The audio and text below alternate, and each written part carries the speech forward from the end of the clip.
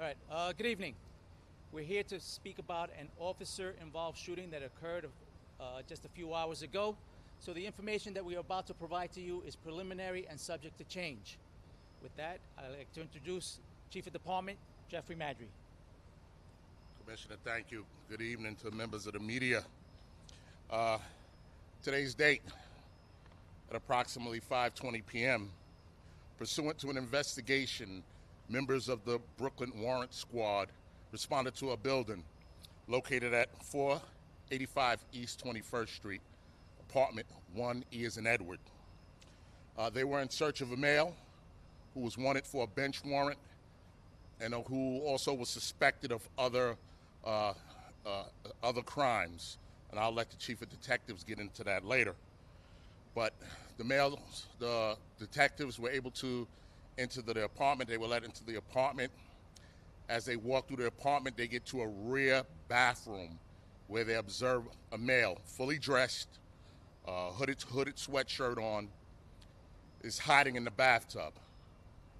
The members from the warrant squad gave numerous commands to the male. They gave commands to get out of the tub, to show his hands, and then they realized that he was armed with a knife, and they gave numerous commands for him to drop the knife. The sergeant on the scene tried to deploy the taser, but the taser did not work. At that point, the male jumped out of the tub and advanced on the officers, and at least 3 officers fired their weapons, an unknown amount of shots at this time, which is part of the investigation. The male went down. The members of the warrant squad were able to subdue him, put him in handcuffs, and at that point they started to render life-saving measures. The male was eventually removed to a local area hospital, and he succumbed to his injuries. The members of the warrant squad was removed to a local area hospital for evaluation as well. And at this time, I'm going to let Chief Kenny, Chief of Detectives, to provide you with a little bit more information in regards to the male and why the detectives were at this building this evening. Chief.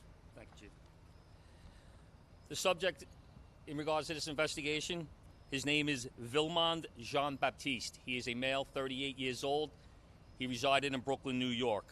He has 1 prior arrest in 2015 for reckless endangerment, and as the Chief mentioned, he had an open and active bench warrant that was issued in Kings County back in 2022. He is also a strong person of interest in 2 separate homicides that resulted in the death of 3 people. We have a double homicide stabbing that took place in July in the confines of the 6-6 precinct, where a female, 54 years old, and a male, 24 years old, was stabbed to death. He was also a person of interest and a suspect in another stabbing that occurred in August in the confines of the 6-3 precinct, where a female, 66 years old, was stabbed to death. Members of the Fugitive Enforcement Unit were tasked with locating this subject based on that open bench warrant.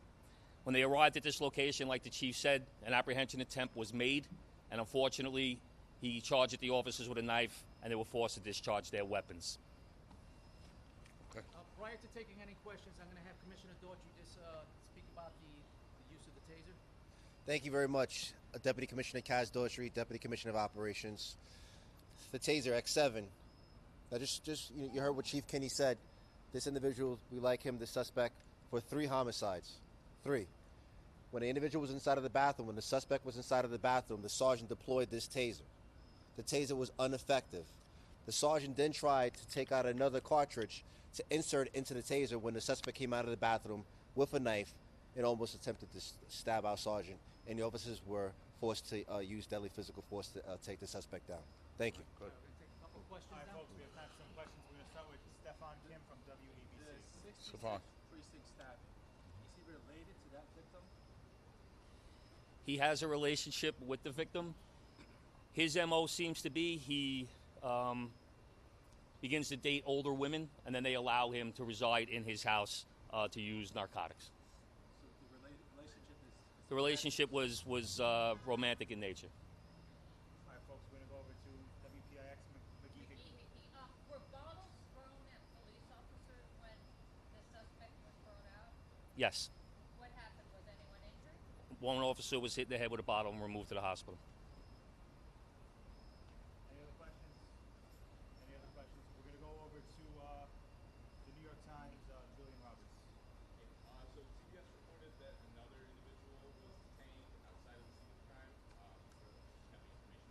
No, I do not.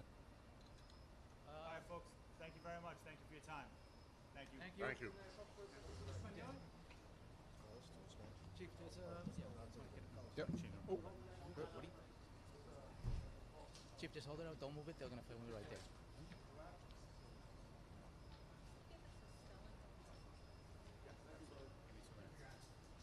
This is also going to be available on Twitter.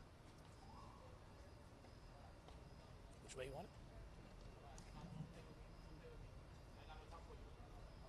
Chief, we get right here on the right.